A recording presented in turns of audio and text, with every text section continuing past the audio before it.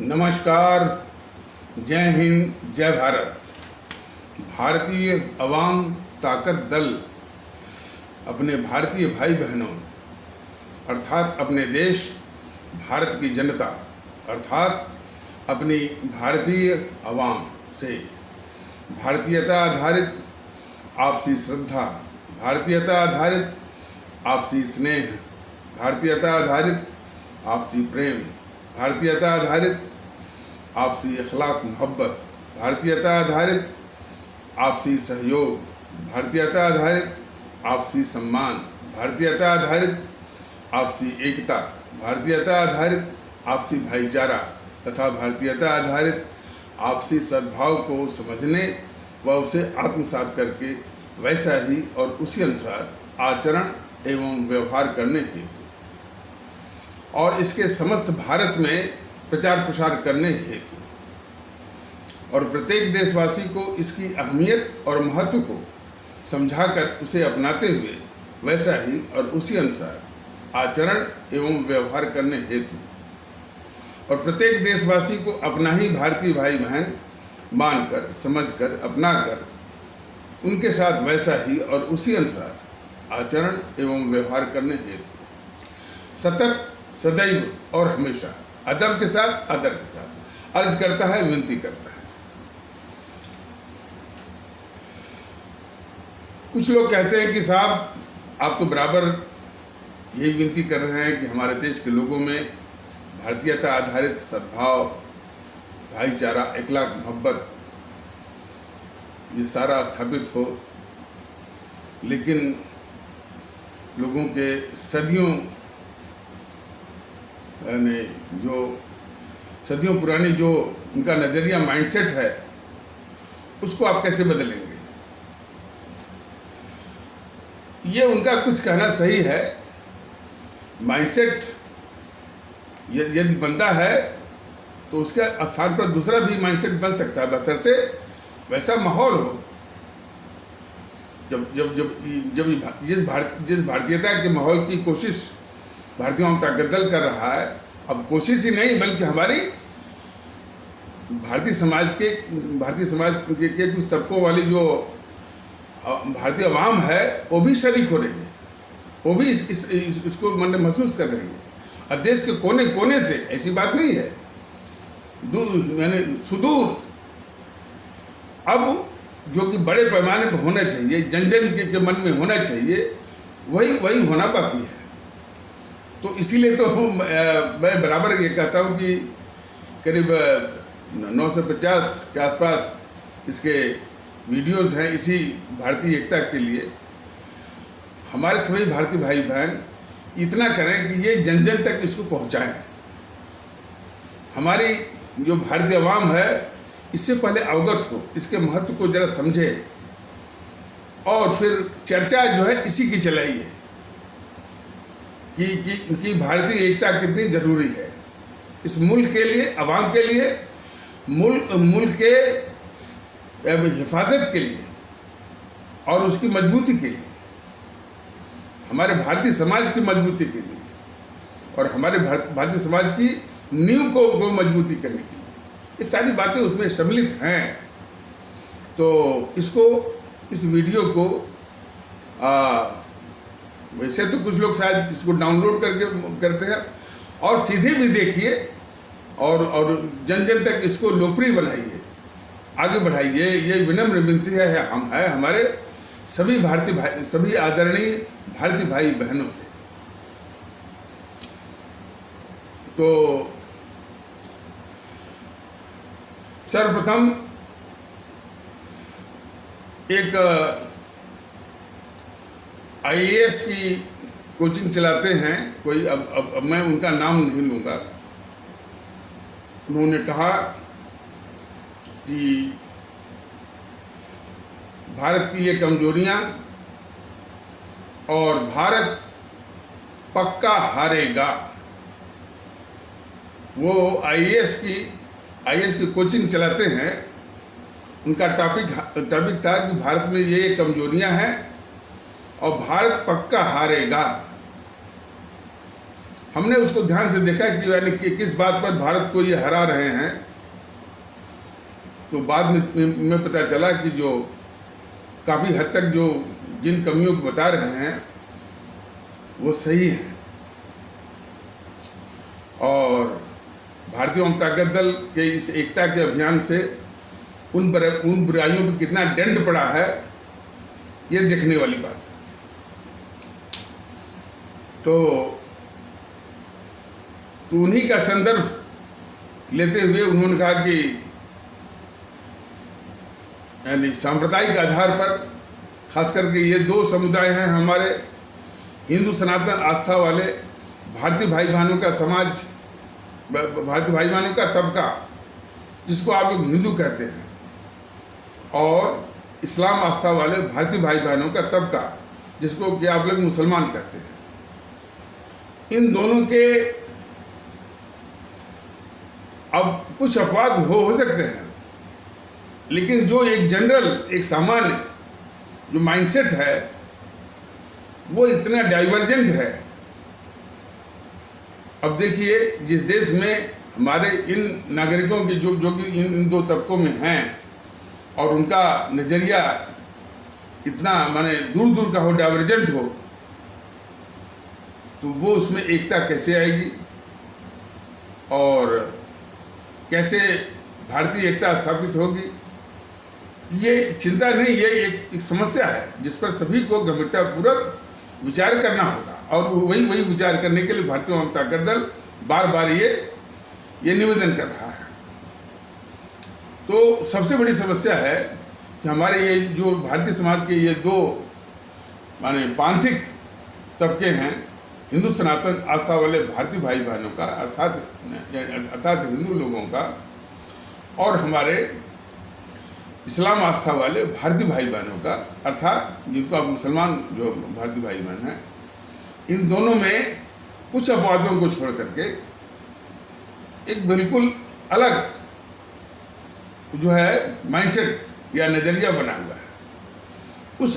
उस नज़रिया का देखिए, आज जो खास करके हम यानी इसका वर्णन करने जा रहे हैं या करने की सोच रहे हैं कि हमारे भारतीय भाई बहनों की भारतीय एकता को लेकर के क्या क्या कमियां हैं, और वो कमी जो बताई जा रही है वो इस लिहाज से नहीं बताया जा रहा है कि ये किसी आलोचना को लेकर नहीं, उस कमी के प्रति हमारे सभी भारतीय भाई बहन सचेत हों, संजीद हों, संवेदनशील हों, क्योंकि जब तक मर्ज का पता नहीं चलेगा, मर्ज के प्रति संवेदनशील नहीं होंगे, तो उसका इलाज कैसे होगा? तो इसको एक मर्ज के रूप में, एक बीमारी के रूप में, एक समस्या के रूप में देखिए, आलोचना के रूप में नहीं।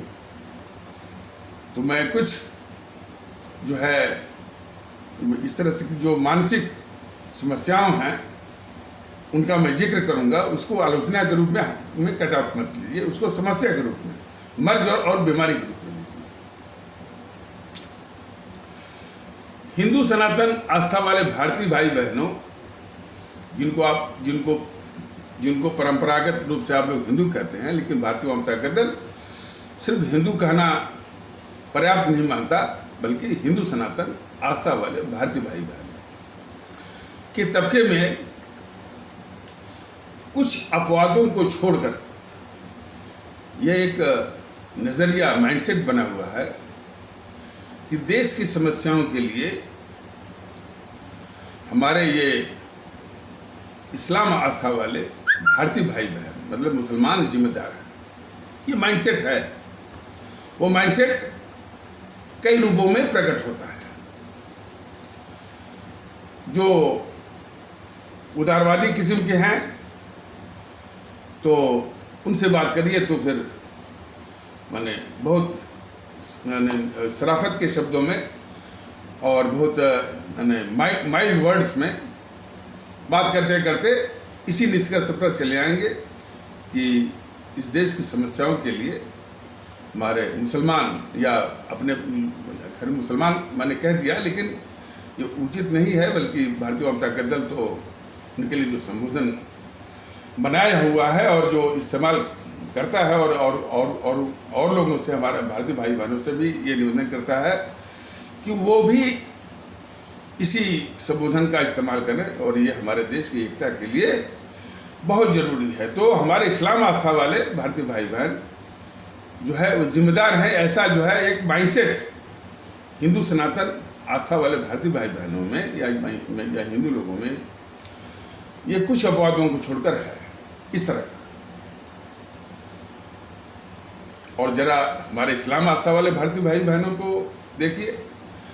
हमारे इस्लाम आस्था वाले भारतीय भाई बहन अब ये हो सकता है कि भारतीय आवाम ताकत दल की जागृति से कितना असर पड़ा है, ये देखने वाली बात है। ये भारतीय आवाम ताकत दल ने जो निवेदन किया है और लोगों ने इसमें अपनी रुचि दिखाई है और इसको जरूरी समझा है भारतीय एकता के लिए, अब इससे कितना असर पड़ा है तो ये देखने वाली बात है। लेकिन जो माइंडसेट है हमारे इस्लाम आस्था वाले भारतीय भाई बहनों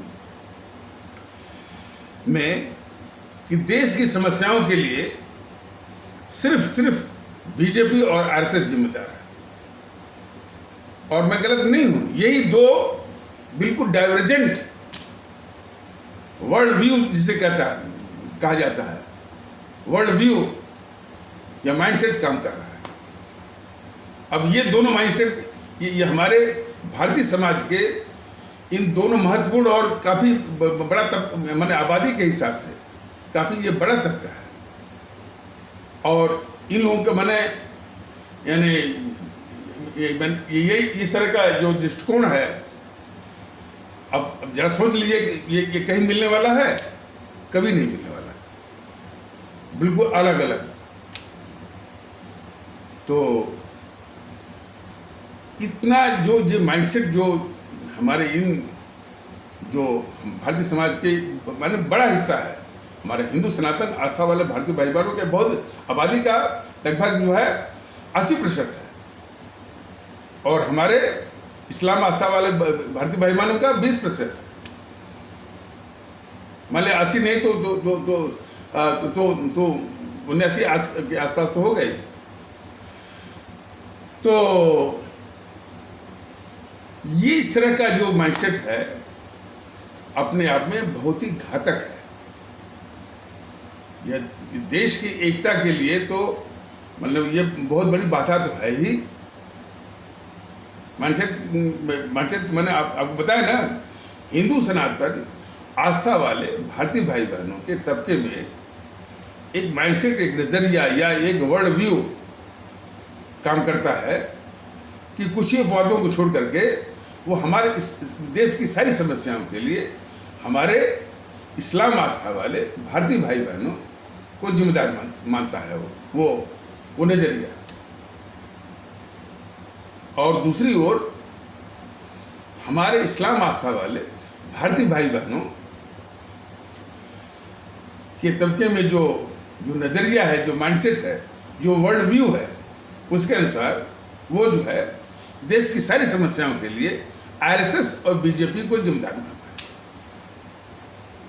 बताइए, इतना डाइवर्जेंट, इतना बिल्कुल दूर दूर का नज़रिया यदि है तो इस देश की एकता के लिए, भारतीय एकता के लिए कितनी बड़ी बाधा है। नंबर 1। नंबर 2, इन दोनों नज़रियों के कारण जो देश में ये बड़े खतरनाक दुश्मन जो हैं उनकी ओर माने ध्यान जाता ही नहीं है। भारतीय जनता दल कब से 3 साल से कह रहा है इस देश की 2 खतरनाक जो है ताकतें हैं जो राजनीतिक दलों के वेश में है। एक है जीएनपीसी, गांधी नेहरू परिवार चंडाल चौकड़ी काकस। हालांकि इसकी बात जो मैं करता हूं तो जो लोग इसको बचाना चाहते हैं कहते करें कांग्रेस की क्या बात कर रहे हैं, कांग्रेस तो मर गई। मैं सबको स्पष्ट करना चाहता हूं, और जो इस तरह की साजिश चलाना चाहते हैं कि नहीं कांग्रेस मर गई, जनाब कांग्रेस मरी नहीं है। कांग्रेस वो ताकत है कि कुछ ही समय में वो विश्वबेल ही है कि जो है तुरंत जो है जीवित होकर के ताकत बना करके वो फाइट बैक करने की उसमें क्षमता है। तो कभी भी इस तरह के भ्रम मत पालिए कि कांग्रेस मर चुकी। बहुत ही खतरनाक ताकत है इस देश के लिए, और बहुत ही खतरनाक ताकत है इस देश के लिए भी, हमारी आवाम के लिए और हमारे इस मुल्क के लिए बहुत खतरनाक है। वो उतनी खतरनाक जगह है जितना आप शायद आपके जहन में, आपकी कल्पना में भी नहीं आ सकता। वो तो जब आप लोग सामने आएंगे तो उसका कुछ नमूना आपको स्पष्ट किया जाएगा। तो ये जीएनपीसी, गांधी नेहरू परिवार चंडा चौकड़ी काकस, और उसी तरह से वामदल, ये दोनों मिलकर के इस देश को विखंडित करना चाहते हैं। संक्षेप में जान लीजिए कि ये चीन से पैसे भी लेते हैं। तो इन और बाकी जो ताकतें हैं जो कि सैटेलाइट टाइप के, इन्हीं के इर्द गिर्द घूमते हैं, जैसे टीएमसी, तृणमूल कांग्रेस व ममता बनर्जी वाली, समाजवादी पार्टी, आरजेडी, एनसीपी, शिवसेना, डीएमके, इस टाइप की जो पार्टियां हैं इन्हीं के इर्द गिर्द घूमती हैं और इन्हीं के माइंडसेट वाली भी होती हैं। देश को विखंडित करने में बिल्कुल इनके साथी होती हैं। तो इन खतरनाक भारत विरोधी ताकतों की ओर खास करके हमारे हिंदू सनातन आस्था वाले भारतीय भाई बहनों का, और उसी प्रकार हमारे इस्लाम आस्था वाले भारतीय भाई बहनों का ध्यान ही नहीं जाता है। बताइए, देश का जो असली शत्रु है उसकी ओर हमारे हिंदू सनातन आस्था वाले भारतीय भाई बहनों का तबका और हमारे इस्लाम आस्था वाले भारतीय भाई बहनों का तबका, इनका ध्यान नहीं जाता है। कौन? जीएनपीसी, गांधी नेहरू परिवार चंडा चौकड़ी, या उसके इर्द गिर्द जो है तृणमूल कांग्रेस, या उसकी ममता बनर्जी, या समाजवादी पार्टी, या अखिलेश मुलायम, और आरजेडी लालू प्रसाद, या वो तेजस्वी, एनसीपी या शरद पवार, शिवसेना, डीएमके और स्टालिन, ये सब खतरनाक ताकतें हैं इस भारत के अस्तित्व के लिए। इसकी ओर ध्यान नहीं जाता। सिर्फ मैंने ये इसी माइंडसेट के कारण मैं फिर से उसको दोहरा रहा हूं कि हिंदू सनातन आस्था वाले भारतीय भाई बहनों के तबके में कुछ अपवादों को छोड़ करके एक नजरिया है, एक माइंडसेट है, एक वर्ल्ड व्यू है, जो कि देश की सभी समस्याओं के लिए हमारे इस्लाम आस्था वाले भारतीय भाई बहनों को जिम्मेदार मानता है। समझ रहे हैं ना? और उसी प्रकार हमारे इस्लाम आस्था वाले भारतीय भाई बहनों में एक माइंडसेट है, काम करता है, एक नजरिया काम करता है, एक वर्ल्ड व्यू काम करता है, जिसके अनुसार देश की सभी समस्याओं के लिए आरएसएस बीजेपी को जिम्मेदार वो ठहराता है। तो यदि इन दोनों नजरियों को मिला दीजिए तो ये दोनों देश की जो खतरनाक ताकत है, जीएनपीसी, गांधी नेहरू परिवार चंडा चौकड़ी और वाम दल, और उसके इर्द गिर्द जो है ये तृणमूल कांग्रेस, आरजेडी, समाजवादी पार्टी, डीएमके, एनसीपी, शिवसेना को खतरनाक नहीं मान पाते। ये खतरा है इन दोनों तबकों के जो नजरिया जो पाल रखे। अब देखिए, और हिंदू सनातन आस्था वाले भारतीय भाई बहनों का जो तबका है, जो कि इस तरह से माइंडसेट जो पाले हुए है, वो उसकी डिग्री थोड़ी और ज़्यादा है, उसकी डिग्री थोड़ी और ज़्यादा है। हम जब, या भारतीय ताकत दल जब जो है ये इन देश की खतरनाक ताकतों के, खास करके जीएनपीसी की बात आती है, जीएनपीसी में जो खतरनाक किस्म के मोहनदास करमचंद गांधी, जवाहरलाल नेहरू, इंदिरा गांधी, राजीव गांधी, राहुल गांधी, सोनिया गांधी, प्रियंका गांधी के विषय में उनके जो खतरनाक माने देश के लिए खतरनाक था, उनके कारनामे का जब खुलासा करते हैं तो हिंदू सनातन आस्था वाले भारतीय भाई बहनों के कट्टरवादी तत्व क्या करते हैं कि उनको मुसलमान साबित करने की कोशिश करते हैं। वो कितने देश विरोधी हैं जो मोहनदास करमचंद गांधी, कितने देश विरोधी हैं जवाहरलाल नेहरू, कितने देश विरोधी है वो इंदिरा गांधी, कितने विरोधी हैं ये राजीव गांधी या राहुल गांधी इत्यादि जो है, उनको इस तरह साबित करते कि ये मुसलमान हैं इसलिए वो घृणा के योग्य हैं। ये भी माइंडसेट जो है हमारे हिंदू सनातन में चल रहा है। बोलेंगे कि नेहरू का 2 पीढ़ी पहले मुसलमान थे, ये गांधी भी मुसलमान था, इंदिरा गांधी ने मुसलमान से शादी किया था, इसलिए उनको नाम में भी गियासुद्दीन वो जोड़ देते हैं। कभी उनको जैसे केजरीवाल को केजरीवाल खान, इसी टाइप का एक माइंडसेट काम करता है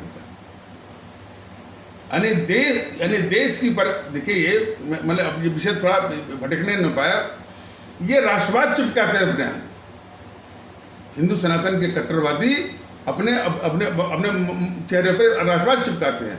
उनकी हर गतिविधि देश के खिलाफ होती है, देश विरोधी होती है, कि देश विरोधी ताकतों को छिपा करके, और कैसे छिपाते हैं कि यदि इनको घृणा करनी भी है, यानी जवाहरलाल नेहरू से घृणा करनी है, इंदिरा गांधी से घृणा करनी है, इसलिए नहीं कि वो देश के लिए खतरनाक थे, देश के लिए गद्दार थे, देश के दुश्मन थे, वो इसलिए कि वो घृणा करिए कि वो मुसलमान है। इस लेवल तक, इस डिग्री तक जो है ये माइंडसेट काम करता है। देखिए भारतीय भाई बहनों, हम उस बीमारी का जिक्र कर रहे हैं, इसको आलोचना के रूप में मैं कदाप मत लीजिए। भारतीय जनता दल बराबर बता रहा है कि इस माइंडसेट को दूर करिए, एकता लाइए और देश के असली दुश्मनों को पहचानिए। तो ये 2 माइंडसेट है। और फिर आ जाइए एकता पर बात करते हैं।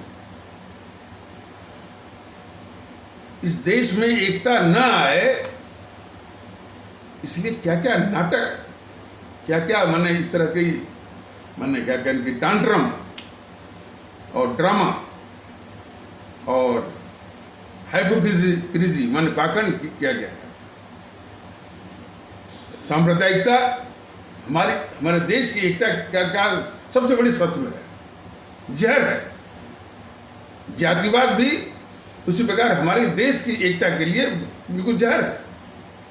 भाषावाद भी इस देश की एकता के लिए बहुत बड़ी शत्रु और जहर है। और भाषा के आधार पर जो प्रांत बने हुए हैं, प्रांतवाद भी इस देश के लिए जो है जहर है और शत्रु है। इन देश के दुश्मनों ने एकता के लिए क्या बोला कि साहब अनेकता में एकता, हमारे विविधता में एकता। इन्हीं बुराइयों को इन्होंने एक विविधता का एक जामा पहना दिया। कहता है तो ये सब कहते हैं इन्हीं बुराइयों में आप जो एकता ढूंढिए,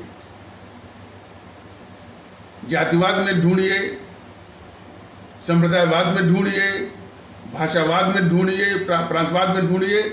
तो उन्हीं को कहा कि विविधता में एकता, अनेकता में एकता।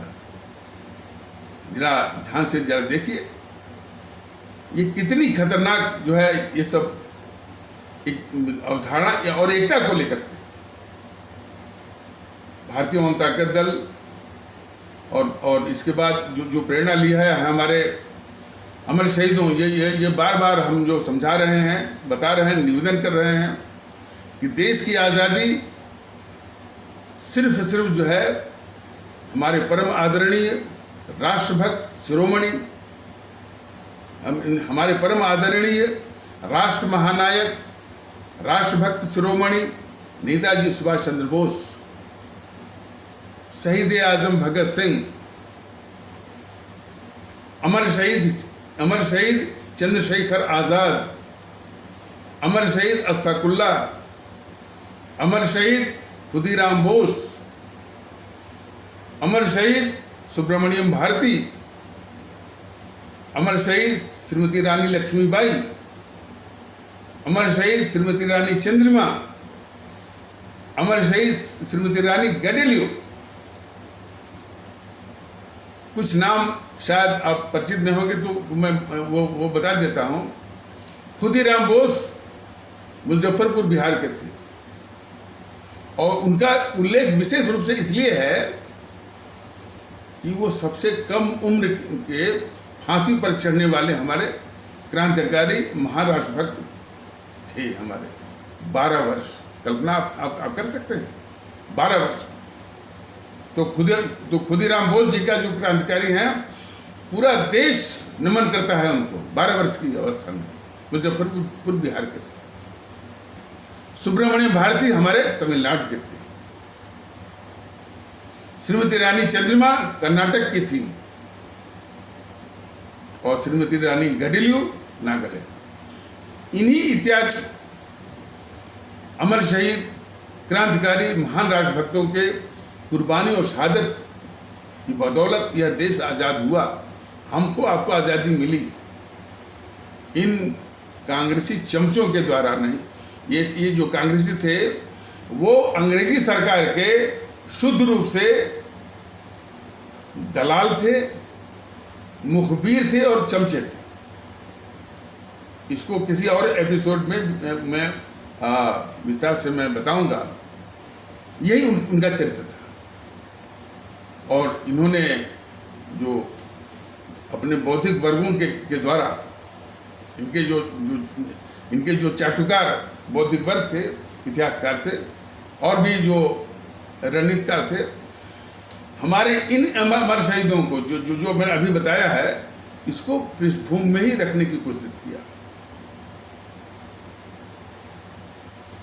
तो उन्हीं की कुर्बानी और शहादत, उन्हीं अमर शहीद और क्रांतिकारी राष्ट्रभक्तों के कुर्बानी शहादत की प्रेरणा से, और जो भारत का संविधान भी कहता है कि हम भारत के लोग, कहता है कि हम सभी भारत के लोग जो है वो हम सभी लोग भारत के लोग हैं, मतलब हम भारतीय हैं। तो इन्हीं दो स्रोतों से या प्रेरणाओं से, आशीर्वाद से भारतीय जनता दल कहता है कि अनेकता में एकता की बात जो है, एकता की जड़ को खोदने से भी अधिक घातक है। यानी इससे बड़ा जो ये जो अवधारणा अनेकता में एकता है, वह एकता की इससे बड़ी कोई शत्रु हो नहीं सकती। और यदि इसी को अप्लाई किया जाए तो दुनिया में भी जो है वो एकता है। तो हम लोग अनेक हैं, वहाँ भी मिला दीजिए अनेकता में एकता, विविधता में एकता। यह देश के दुश्मनों ने एकता की हत्या करने के लिए, एकता का विनाश करने के लिए उन्होंने एक स्वांग रचा, एक पाखंड रचा, अनेकता में एकता वाला। इसको सिरे से खारिज करने की जरूरत है। भारतीय जनता दल ने कहा कि नहीं भाई, हमारी एकता एक मुस्त है, एक ही है। हमारी एकता एक मुस्त है, मानोब्लॉक है, मानोलिथिक है, अंग्रेजी में यदि आप समझें, एक ही है। जितने भी हमारे लोग वहाँ से दक्षिण तमिलनाडु से कश्मीर तक और गुजरात के कच्छ से लेकर के मणिपुर के मोरेन तक जो फैले हुए हैं, सभी लोग एब्सोल्युटली सूक्ष्म रूप से हर तरह से एक ही हैं, जो कि भारतीय हैं। हमारे देश का भौगोलिक विस्तार बहुत बड़ा है, जो मैंने बताया था कि जो तमिलनाडु की या कन्याकुमारी से लेकर के जम्मू कश्मीर तक फैला हुआ है, गुजरात के कच्छ से लेकर के मणिपुर के मोरेंग तक फैला हुआ है। और हमारे भारतीय भाई बहनों को जानना चाहिए कि हर एक 20-30 या 30-40 किलोमीटर के अंतर पर जो है कुछ भाषा, कुछ बोली का, भाषा छोड़ दिए, कुछ बोली का और कुछ खान पान पसंद का और पोशाक का, ये 3 चीजें हैं। 20-30 किलोमीटर भी मान सकते हैं या 30-40 किलोमीटर मान सकते हैं। इतने पर जो है कुछ खान पान पसंद का, कुछ पोशाक का, कुछ बोली का फर्क पड़ जाता है। तो हमारे इन्हीं मुख्तलिफ भौगोलिक परिस्थितियों में हमारी यही भारतीयता वहाँ पर उसके अनुसार उसी रूपों में प्रकट होती है, मैनिफेस्ट होती है, रूप बदलती है, लेकिन उसकी वास्तविकता क्या है? वो भारतीयता। तमिलनाडु में जो है वो तमिल के रूप में, इसीलिए तो हमारे संविधान में भी तमिल भाषा को या कन्नड़ भाषा को या तेलुगु भाषा को या मलयालम भाषा को क्षेत्रीय भाषा के कलंक से बचा लिया। वो क्षेत्रीय भाषा नहीं है, हमारी अपनी भारतीय भाषा है। ये संविधान ने इस तरह से वो इज्जत दी है और भारतीय जनता दल उसी का समर्थक है कि जितनी भी हमारी भाषाएं हैं, हमारे बांग्ला है, असमिया है, पंजाबी है, कश्मीरी और डोंगरी है, गुजराती है, मराठी है, उड़िया है और हमारी ये दक्षिण भारत की जो 4 भाषाओं की बात करते हैं, ये हमारी अपनी भारतीय भाषाएं हैं। यही समझने की जरूरत है। तो भारतीयता जो है हमारे कुछ क्षेत्रों में तमिल के रूप में प्रकट होती है, कुछ में तेलुगु के रूप में प्रकट होती है, कुछ में जो है कन्नड़ के रूप में प्रकट होती है, कुछ में मलयालम के रूप में प्रकट होती है, लेकिन है वो भारतीयता। उसकी असलियत है वो भारतीयता है। तो इसलिए हमारी जो एकता है वह एक मुश्त है, मोनोलिथिक है, मोनो ब्लॉक है, एक ही। इनकी तरह नहीं अनेकता में एकता।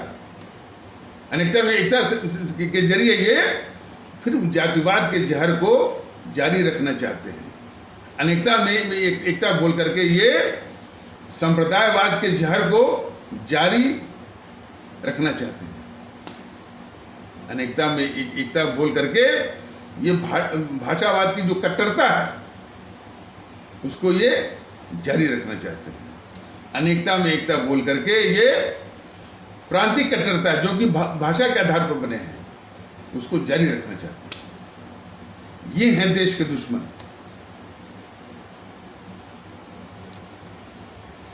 इसीलिए अब इधर तो 2-3 साल से हम इधर व्यस्त हो गए हैं, लेकिन जब भी मैं मीटिंग करता था राष्ट्रभक्ति और भारतीय एकता के विषय में मेरे भाषण हुआ करते थे, तो मैं अपने जो श्रोतागण थे उनको लिखित रूप में भारतीय नागरिक के रूप में क्या प्रतिज्ञा करनी है ये मैं करवाता था।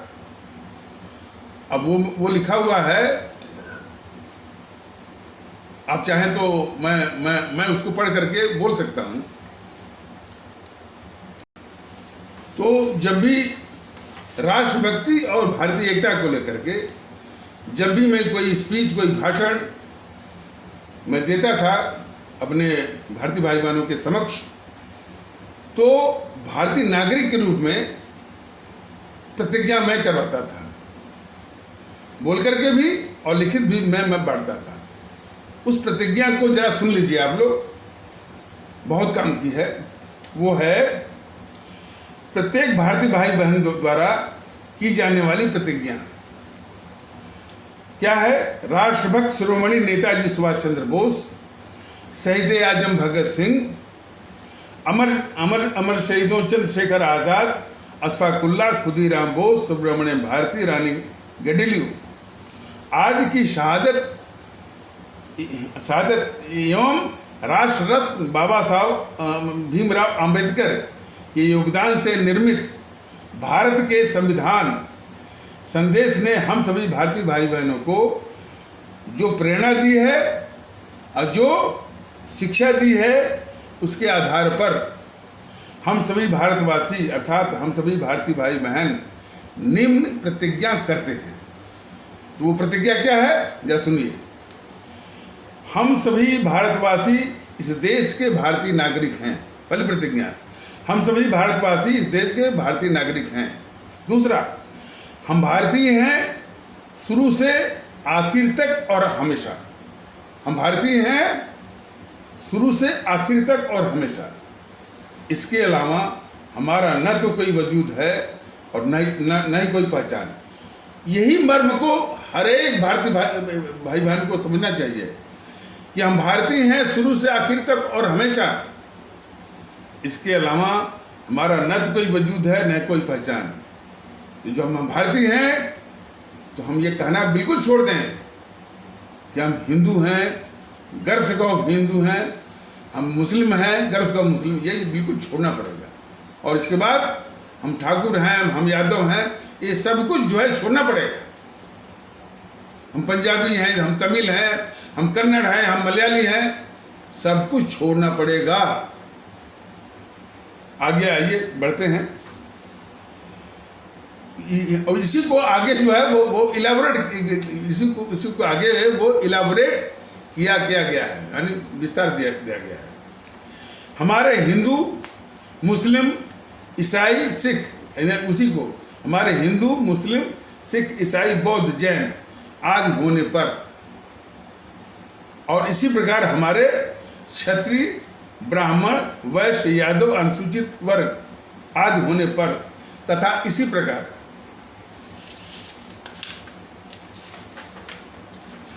हमारे बंगाली, तमिल, पंजाबी, तेलुगु आदि होने पर गर्व करने का कोई सवाल ही नहीं उठता,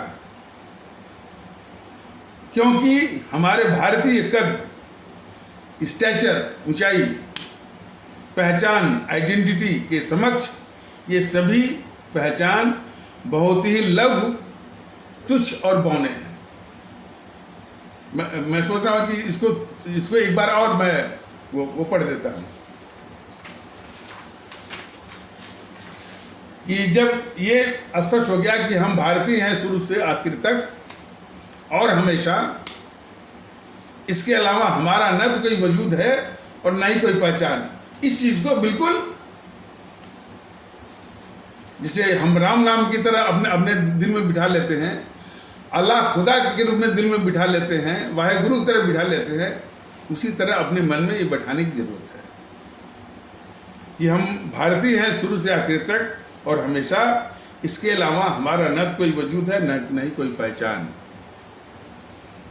और उसी को स्पष्ट किया गया है।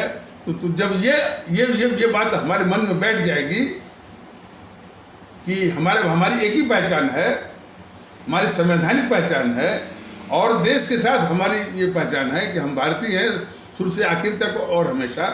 इसके अलावा हमारा न तो कोई वजूद है न तो कोई पहचान। तो हमारे हिंदू होने पर, हमारे मुस्लिम होने पर, हमारे ईसाई होने पर, हमारे सिख होने पर, हमारे बौद्ध होने पर और हमारे जैन होने पर इत्यादि, और इसी प्रकार हमारे क्षत्रिय होने पर, हमारे ब्राह्मण होने पर, हमारे वैश्य होने पर, हमारे यादव होने पर या हमारे अनुसूचित वर्ग होने पर आदि, और इसी प्रकार हमारे बंगाली होने पर, तमिल होने पर, पंजाबी होने पर, तेलुगु होने पर आदि होने पर गर्व करने का सवाल ही नहीं उठता। क्यों सवाल नहीं उठता?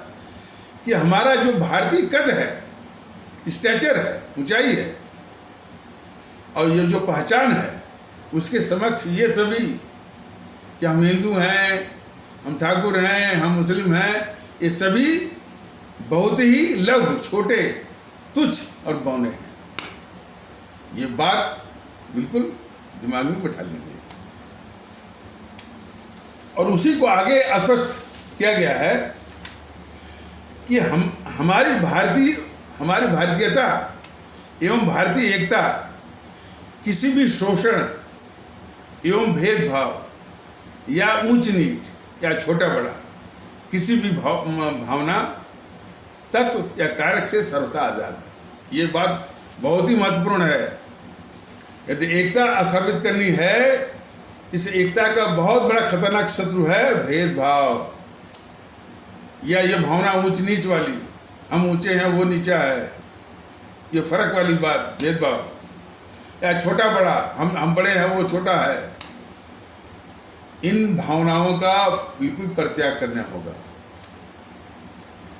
और उसके रहते भारतीय एकता स्थापित हो नहीं सकती। इसलिए हमारी भारतीयता एवं भारतीय एकता में किसी भी तरह का शोषण, मतलब कि एक तबका दूसरे तबके का शोषण करता रहे और भेदभाव करता रहे, ऊंच नीच का भाव वो फैलाता रहे, छोटा बड़ा की बात वो फैलाता रहे, भारतीय एकता आ नहीं सकती। इसलिए शोषण का, यानी एक तबका या एक कोई व्यक्ति दूसरे व्यक्ति का शोषण करता रहे, भेदभाव चलता रहे, ऊंच नीच की बात चलती रहे, छोटा बड़ा की बात चलती रहे, इसको बिल्कुल समूल इसका नाश करना है। आगे क्या है? हमारी भारतीय एकता, भारतीय भाईचारा, भारतीय एकता भी, भारतीय भाईचारा भी, या भ्रातृत्व, फ्रैटर्निटी पर ही आधारित है। हमारी जो भारतीय एकता है वो भारतीय भाईचारा और कोई ऐसा है कि भाईचारा तो चल ही रहा है, हम सभी हिंदू एक हैं, हम सभी मुस्लिम एक हैं, तो भाईचारा तो चल ही रहा है। भारतीयों का कहते हैं कि वो भाईचारा भैया छोड़ो, भारतीयता आधारित भाईचारा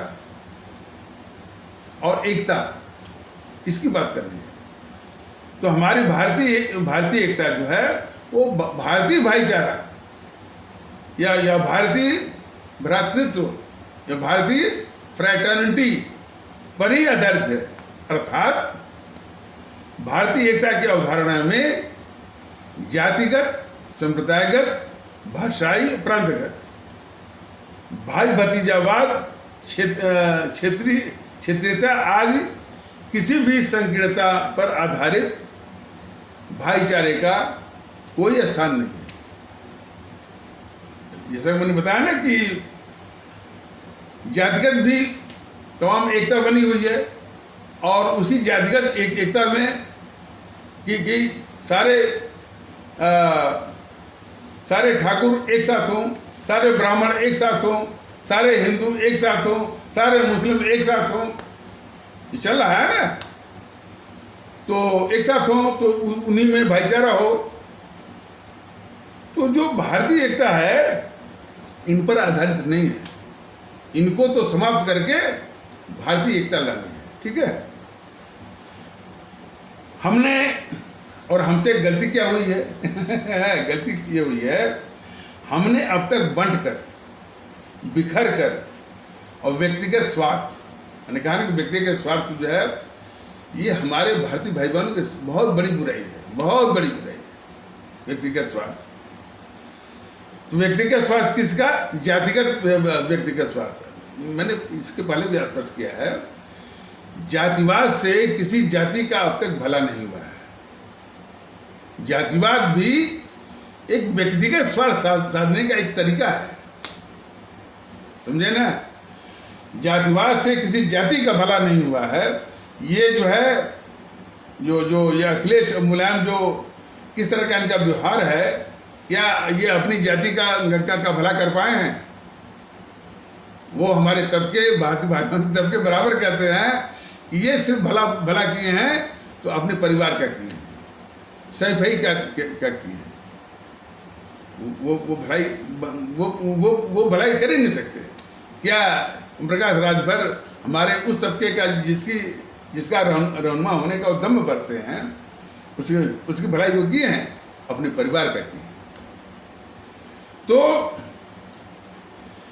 तो जातिवाद जो है व्यक्तिगत स्वार्थ साधने का एक तरीका है, संप्रदायवाद भी व्यक्तिगत स्वार्थ साधने का दूसरा तरीका है,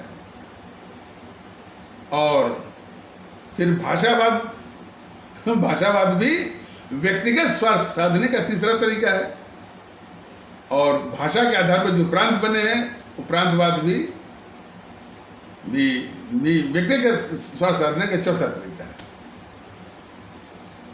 तो ये व्यक्तिगत स्वार्थ वाले हैं, उससे किसी भी संप्रदाय का, जाति का या उस समूह का कोई भी भला अब तक न हुआ है न होगा, तो वो जहर है। तो हमने अब तक बढ़कर बिखर कर व्यक्तिगत स्वार्थ क्या है? जातिगत व्यक्तिगत स्वार्थ है, संप्रदायगत व्यक्तिगत स्वार्थ है, भाषाई व्यक्तिगत स्वार्थ है, प्रांतगत व्यक्तिगत स्वार्थ है, भाई भतीजावाद उसी की उपज है, क्षेत्रीय समूहगत व प्रलोभन में भी हम जो है व्यक्तिगत स्वार्थ साधते हैं कि वशीभूत हो करके। देखिए ये बहुत बड़ी समस्या है।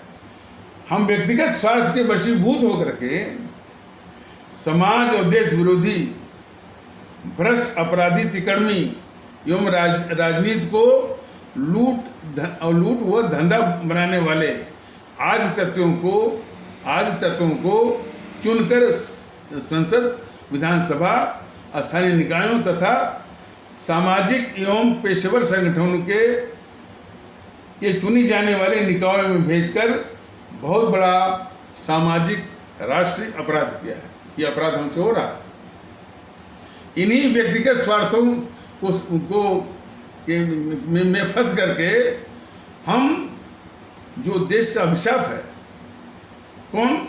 समाज और देश विरोधी भ्रष्ट अपराधी तिकड़मी एवं राजनीति को लूट व धंधा बनाने वाले तत्वों को इसमें पंचायत में भी, विधानसभाओं में भी, लोकसभा में भी और सत्ता में भेज रहे हैं।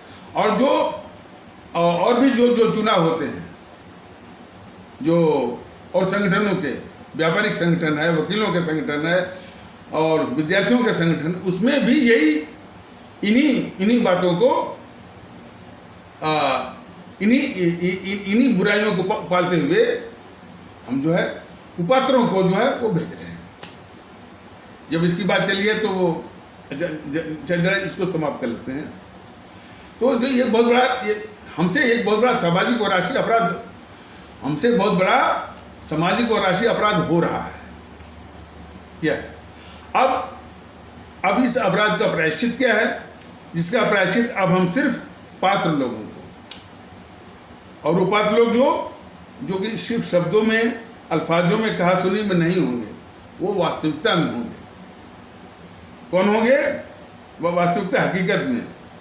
प्रतिशत कुछ भी हो सकता है, वो प्रतिशत 40 है कि 50 है कि 30 है, लेकिन वो गुण उसमें होना चाहिए। वो कुछ भी हो सकता है, गुण या चरित्र आवश्यक है। क्या? कि वो राष्ट्रभक्त हो, वो समर्पित हो, वो कर्तव्यनिष्ठ हो, चरित्रवान हो। इन्हीं लोगों को चुनना है सच्चे अर्थों में। अब राष्ट्रभक्त, समर्पित, कर्तव्यनिष्ठ और चरित्रवान, उन्हीं को चुन करके संसद, विधानसभा, स्थानीय निकायों तथा सामाजिक एवं पेशेवर संगठनों के चुनी जाने वाले निकायों में भेजकर करेंगे। जब इस तरह से हम भेजेंगे तब उस राष्ट्रीय अपराध का, सामाजिक अपराध का प्रायश्चित होगा। तो इसमें जो आया है कि राष्ट्रभक्त, कोई पूछ सकता है कि साहब ये राष्ट्रभक्त क्या होता है? हम कैसे जानेंगे कि ये राष्ट्रभक्त है? राष्ट्रभक्त से मतलब कि पहला, कि जो अपने मुल्क को, देश को सबसे ऊपर मानता हो। सबसे ऊपर का मतलब यह है कि उसकी जो सबसे ऊंची जो मान्यता है कि वो अपने ईश्वर या विष्णु भगवान, शंकर भगवान, ब्रह्मदेव माता दुर्गा, माता लक्ष्मी दिमाग में होगा ना, या अल्लाह या खुदा या गॉड या वाहिगुरु इत्यादि होगा ना, उससे भी ऊपर जो है इस मुल्क को समझता है। और जो उसकी जो पांथिक जो पुस्तकें हैं, गीता है, रामायण है और महाभारत है, कुरान है और बाइबिल है, गुरु ग्रंथ साहिब इत्यादि, उससे भी ऊपर किसको मानता हो? देश को, और देश के बाद अपनी आवाम को। इन दोनों की प्राथमिकता।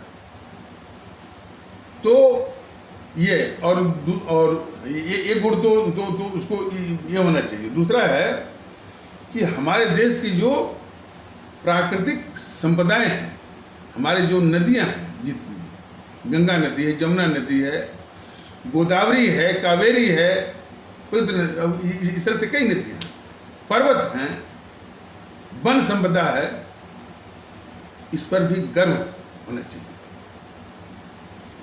और हमारे जो ऐतिहासिक जो है, जो धरोहर है, देखिए ये विशेष रूप में कह रहा हूं, हमारी जो ऐतिहासिक जो धरोहर है,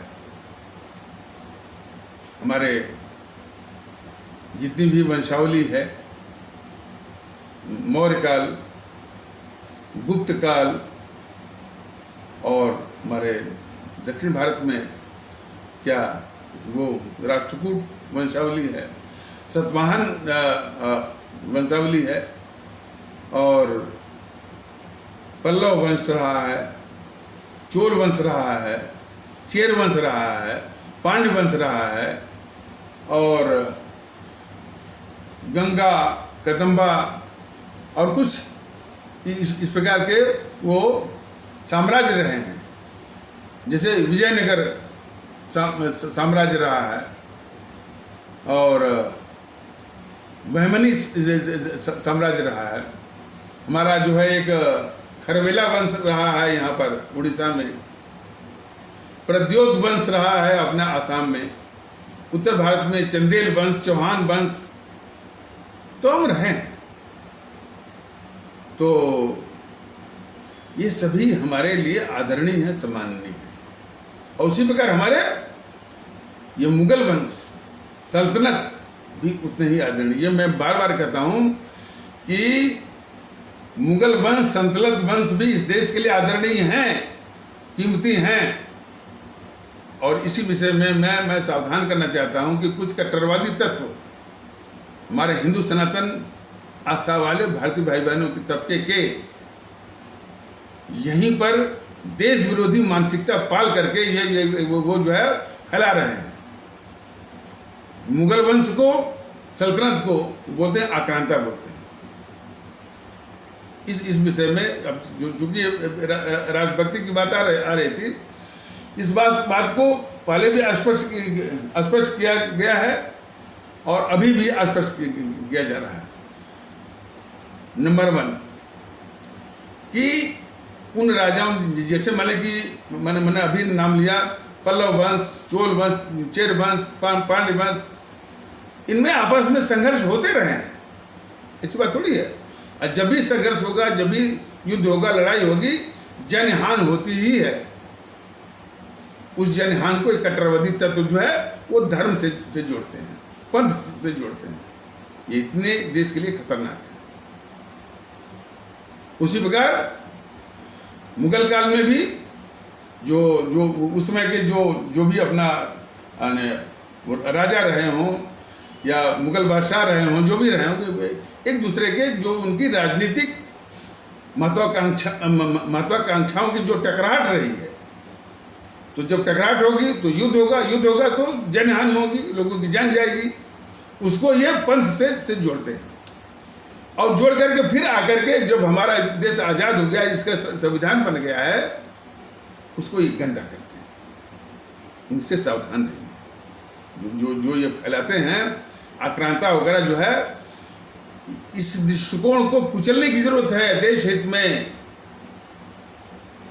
और जरा उनको मैं समझा दूं, और यही बात जो है समझाने की जरूरत है। आक्रांता कौन था?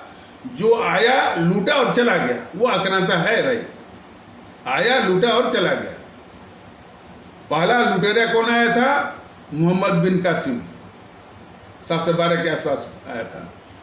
आया, लूटा और चला गया। दूसरा कौन था? महमूद गजनी आकर के जो है वो सोमनाथ का मंदिर लूटा और चला गया। फिर आया मोहम्मद गोरी, उसका भी है। लेकिन इसके बाद जो हमारे सल्तनत आई, आपका जो है वो आपका गुलाम वंश रहा, और जो है खिलजी वंश है, और इसके बाद जो है लोधी वंश है, और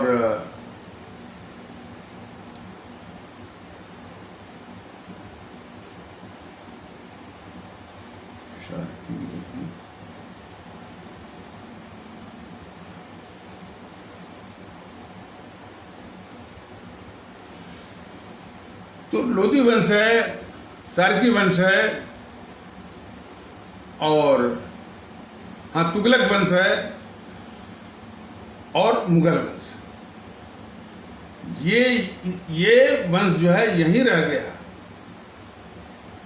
ये वापस आया जरूर कहीं से, लेकिन वापस गया नहीं। इसी में वो खुद खप गया, उसके बाप दादा भी खप गए, और वो खपते जा रहे हैं। इसी मिट्टी को अपना वतन समझा। मुगल वंश जब आए, मैंने बाबर से लेकर के बहादुर शाह जफर या उसके बाद के लोग इसी मिट्टी को अपना वतन माना। उसको यदि कोई कहता है कि आक्रांता है, वो बहुत खतरनाक किस्म का देशद्रोही है। देशद्रोही इस मामले में इन्हीं सब बातों को लेकर के हमारे देश में बिखराव पैदा करने वाला। और इसी संबंध में एक, हालांकि अभी वो बाकी उसको समझाना बाकी है। मैं एक बार जो इस तरह का जो फैलाता है कि सब ये आक्रांता है, खास करके औरंगजेब से तो वो सबसे ज्यादा नफरत, जो कट्टरवादी तत्व हैं, हमारे हिंदू सनातन आस्था वाले भारतीय भाई बहनों के तबके के, वो सबसे अधिक नफरत करते हैं औरंगजेब से। हमने एक बार पूछा कि आपकी नफरत किस पर आधारित है, क्यों करते हैं? अरे साहब, उसने कई लोगों को मरवाया। तो हम कहे भाई, लड़ाई और युद्ध में तो लोग मरते ही हैं, उसको तो आप जो है वो टाल नहीं सकते। युद्ध में हमारे जो है लोगों की जनहानि होती ही है। उसको जो जनहानि है, आज की तरह जो है, जैसे आज के लोग क्या कहते हैं, कोई भी घटना होती है, अपराधी को भी देखते हैं कि वो हिंदू या मुस्लिम है, और जो शिकार हुआ है, विक्टिम, उसको उसमें भी ढूंढने लगते हैं कि वो हिंदू है या मुसलमान। वो वही दृष्टिकोण तो है। तो उन राजाओं या सल्तनत या बादशाहों के आपसी महत्वाकांक्षा के टकराव या युद्ध में जो जनहानि, उसमें भी हिंदू मुस्लिम ढूंढना, ये राष्ट्र विरोधी सोच है। तो जब इससे शांत हुए तो बोले कि अरे उसने मंदिर तोड़वाया। तो हम कहे उसने मंदिर तोड़वाया, लेकिन उसने मस्जिद भी तोड़वाया। ये भी आपको मालूम है कि नहीं मालूम है? नहीं साहब, नहीं, मतलब उसने मस्जिद भी तोड़वाया। और उनको थोड़ा सा शांत मैंने किया कि भाई जो आपके चहेते हैं ना मोदी महोदय, ये मोदी महोदय जब गुजरात में थे, तो गुजरात के मुख्यमंत्री थे, तो इन्होंने अहमदाबाद में अतिक्रमण, इंक्रोचमेंट हटाने के लिए 100 से अधिक मंदिरों को इन्होंने तोड़वाया। कुछ विरोध भी हुआ। तो इसको आप क्या बोलेंगे? जबकि मैं समर्थन करता हूं, इंक्रोचमेंट हटा करके जनता की सहूलियत जो है वो बहाल की जाती है। मैं और भारतीय जनता पार्टी बिल्कुल स्पष्ट रूप से मोदी जी के इस कार्रवाई का हम समर्थन करते हैं। जनहित में यदि मान लीजिए सड़क बनानी है, रेल लाइन बिछानी है, कुछ भी करना है, उसमें चाहे मंदिर है, चाहे मस्जिद है, चाहे गुरुद्वारा है, चाहे गिरजाघर है, उसको टूटना ही पड़ेगा। इसका हम समर्थन करते हैं, इसलिए कि जनहित जो है सबसे ऊपर। तो हमने जब बताया कि भाई कि मोदी महोदय ने 100 से अधिक मंदिर तोड़े हैं, क्या कहेंगे आप? बस जब आप उसकी खुदाई करेंगे, जड़ में जाएंगे, तो बिल्कुल निराधार आपको दिखेगा। तो इस संबंध में ये बताना जरूरी है कि ये जो है जिस तरह का ये माइंडसेट बनाते हैं कट्टरवादी तत्व, खास करके हमारे हिंदू सनातन आस्था वाले भारतीय भाई बहनों के तबके के, ये इनको पूरा आक्रांता बोलेंगे, ये बोलेंगे, इस तरह की प्रवृत्ति को बिल्कुल कुचलने की आवश्यकता है, समाप्त करने की आवश्यकता है। तो बात हो रही थी राष्ट्रभक्त की, हमारे पूरी ऐतिहासिक हस्तियों को जो सम्मान करता हो बगैर भेदभाव के। अब जो आक्रांता बोलता है वो राष्ट्रभक्त हो नहीं सकता। तो राष्ट्रभक्त की विशेषताओं का वर्णन किया जा रहा था कि हमारे सभी ऐतिहासिक जो हमारी हस्तियां हैं उनको सम्मान, उन पर जो है गौरवान्वित होना, चाहे वो मुगल वंश हो चाहे वो मौर्य वंश हो। और दूसरा कि कोई भी मुद्दा है, कोई भी समस्या है, उसको राष्ट्रीय परिप्रेक्ष्य में देखने का। मान लीजिए कोई समस्या है तो ये नहीं देखना है कि वो दिल्ली सिर्फ दिल्ली को ध्यान में रख करके, उत्तर प्रदेश को ध्यान में रख के, या सिर्फ तमिलनाडु को ध्यान में रख के, नहीं, पूरे देश को की पृष्ठभूमि में पूरे देश को सामने रख करके उस मुद्दे का उस मुद्दे को राष्ट्रीय परिप्रेक्ष्य में देखने की जरूरत है। और उसी पृष्ठभूमि में मतलब कि इसका असर पूरे देश के लोगों पर, पूरे देश पर असर क्या होगा, इसका आकलन करके ही वो फैसला लेने की उसकी आदत और क्षमता हो। तो इस प्रकार से मोटा मोटे यही जो है राष्ट्रभक्ति के गुण हैं। और अपनी पूरी आवाम से, जैसे मैंने कहा कि आवाम उसके इस देश की जो आवाम है वह उसके सर्वोच्च मान्यता से भी ऊपर, हमारे जो भारत की आवाम है वह ईश्वर, खुदा, वाहेगुरु, गॉड से भी ऊपर वो माने अपने देश के आवाम। जब ये मानेंगे ना तब ये ये इस तरह का माइंडसेट जब बनेगा तो ये भेदभाव ही वो खत्म हो जाएगा कि वो हिंदू है कि मुस्लिम है अपने आप। तो ये रहा राष्ट्रभक्ति के गुण। तो ये परखने के बाद ही आप उसको, ये पहला गुण है जो कि पात्र है। दूसरा जो पात्रता का जो गुण है वो है समर्पण। समर्पण से मतलब कि कोई काम जो उसको मिला हुआ है वह दिखावे के लिए नहीं, पाखंड के लिए नहीं, और आधे मतलब यह है कि दिखावा, पाखंड और विज्ञापन के लिए नहीं। विज्ञापन आजकल बहुत, यानी उनकी कमियों को दूर करने के लिए, इसमें सबसे आगे कौन है? केजरीवाल अपनी सारी बुराइयों को ढकने के लिए, सारी गद्दारियों को, देश के खिलाफ गद्दारी को ढकने के लिए वो विज्ञापन का सहारा लेता है। झूठ मूठ का विज्ञापन जो है जनता की गाड़ी कमाई का पैसा जो है इसी में खर्च करता रहता है केजरीवाल। तो वही संदर्भ आता है समर्पण का। समर्पण मतलब कि वो दिखावे से दूर, पाखंड से दूर, विज्ञापन से दूर, आधे मन से दूर, पूरे तन मन धन से, विथ फुल डेडिकेशन, पूरे समर्पण के साथ किसी काम को पूरा करने की या करने की उसकी आदत हो और उसकी क्षमता। तो ये रहा हमारा समर्पण। तीसरा जो गुण है वो आपका कर्तव्य निष्ठा। कर्तव्य निष्ठा मतलब कि बगैर कुछ कहे या कम से कम शब्दों में कहे वो किसी काम को करके दिखाए। समस्या ये होती है ना कि जब चुनाव आता है तो मोटे मोटे चुनाव घोषणा पत्र बनते हैं। बीजेपी का क्या बनता है? वो संकल्प पत्र बनता है। तो उसी के जवाब में समाजवादी पार्टी के लोग बनाते हैं वचन पत्र बनाते हैं, मोटा मोटा। और इस संकल्प पत्र हो, चाहे आपका घोषणा पत्र हो, चाहे वचन पत्र हो, इनका कुछ नहीं होता।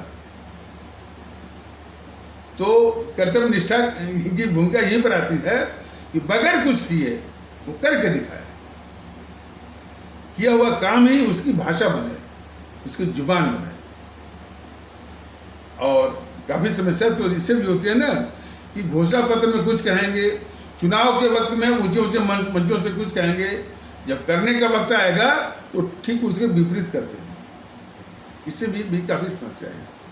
इसलिए कर्तव्य निष्ठा की भूमिका बिल्कुल अहम है कि बगैर कुछ किए वो काम करके दिखाए, किया हुआ काम ही उसकी जुबान, भाषा और विज्ञापन बने।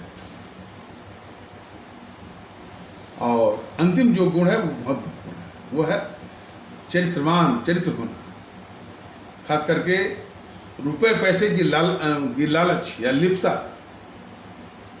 या भ्रष्टाचार, जो कि भ्रष्टाचार को जन्म देता है। तो रुपए पैसे की लालच या भ्रष्टाचार, ये जो दुर्गुण है, इससे अपने को दूर रखना, और इस बुराई को अपने से दूर रखना। ये दोनों चीज हम बता रहे हैं। इस बुराई को से अपने को दूर रखना, और इस बुराई को मतलब कि इस बुराई से अपने को दूर रखना, और इस बुराई को अपने से दूर रखना। दोनों, मैं फिर से कह दे रहा हूं, ये जो लिप्सा है, लालच है, जो भ्रष्टाचार को जन्म देती है, या जो भ्रष्टाचार का जो ख्वाहिश है, इस बुराई को अपने से दूर रखना, बुराई को अपने को दूर रखना, अपने से इस बुराई को भी दूर रखना। ऐसा करने की उसमें क्षमता और आदत हो। तो ये 4 गुण मैं अभी मैंने बताया है: राष्ट्रभक्ति, समर्पण, कर्तव्यनिष्ठा और चरित्रवान। जिनमें हो वही पात्र है, तो उसी को चुनने का मन बनाइए। और कोई हमसे ये कह रहा था कि अरे साहब, ये इतना ऊंचा आदर्श आपने रख दिया, और कहाँ कोई मिलेगा, यहाँ तो सब भ्रष्ट हैं। मैंने कहा देखिए, भ्रष्ट तो है, बहुतायत तो है, लेकिन आप यदि ये दावा करेंगे कोई नहीं मिलेगा, यानी 135 करोड़ में 543 के लिए, यानी 135 करोड़ में 543 भी लोग ऐसे लोग नहीं मिलेंगे जो कि इन गुणों को संतुष्ट करते हों। ये मैं मानने के लिए तैयार नहीं हूं, और कोई भी नहीं मानेगा। इनसे भी अधिक लोग हैं। समस्या इसकी नहीं है कि लोग नहीं, आपको मिल जाएंगे। 543 से भी मैंने दुगना तिगुना चौगुना लोग हैं, अभी भी हैं। समस्या हमारी मानसिकता से कि हम इनको समाज में महत्व या तरजीह देने के लिए तैयार नहीं है। अपने गली मोहल्ले में जो सीधा साधा चरित्रवान हमारा भारतीय भाई बहन है, उसको हम जो है महत्व देने के लिए तैयार नहीं है। मान लीजिए ये 4 गुण हैं, उनमें प्रतिशत छोड़ दीजिए, 30% है कि 40% है कि 50% है, लेकिन यदि ये गुण हैं तो क्या हमारा फर्ज नहीं बनता है कि इस पूरे अभिशाप, इस नरक को, इस कचरेपंथी को दूर करने के लिए हम उसको समझा बुझा करके, हम उसको हिम्मत दे करके सामने लाएं। और जो उसकी सिक्योरिटी मनी है, जो है 25,000 शायद लोकसभा के लिए है, और 10-12 हज़ार शायद विधानसभा के लिए, जो भी है, वो चंदा के द्वारा भी वो इकट्ठा कर दें, खुद प्रचार करें। लेकिन ये पूरे देश में पात्र लोगों को ही चुनना और वोट देना, उनको संसद विधानसभा में भेजना, पात्र लोगों को, जो अभी वो बताया गया है। लेकिन उसमें ये तो तर्क वाली बात है ना कि भाई अरे साहब, ऐसे लोग कहाँ मिले, ऐसे लोग हैं। उनको पहचानने की भी एक आदत, क्षमता आप में होनी चाहिए। ऐसे लोग हैं। तो हम तो अभी भी जातिवाद के दलदल में फंसे हुए हैं, संप्रदायवाद के दलदल में फंसे हुए हैं, भाषावाद के दलदल में फंसे हुए हैं।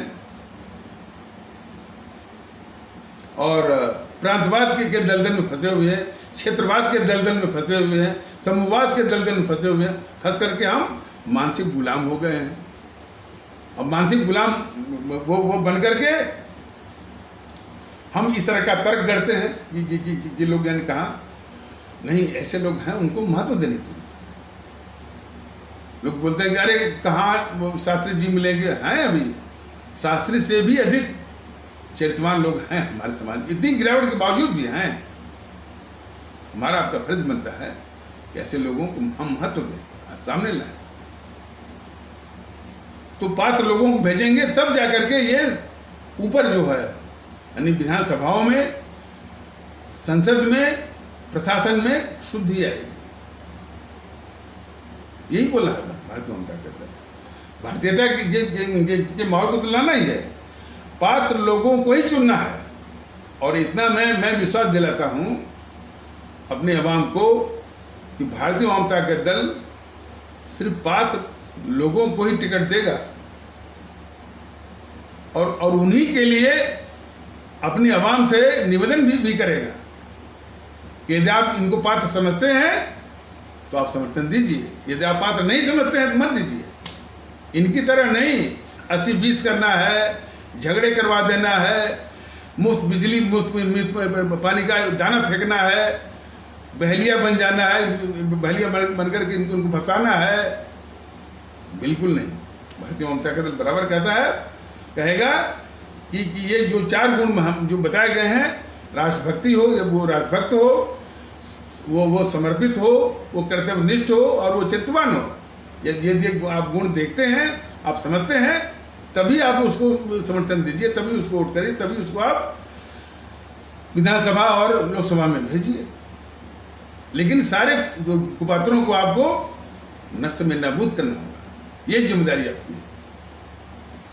तो बात उठी थी भारतीय एकता में क्या क्या बाधाएं। अभी और भी अगले एपिसोड में बताया जाएगा।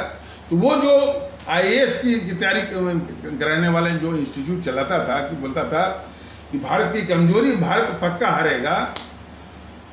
भारतीय जनता दल को पूरा विश्वास है कि यदि हम इन बुराइयों को दूर कर सके और हमको विश्वास है कि हमारे भारतीय भाई बहन दूर करेंगे जरूर।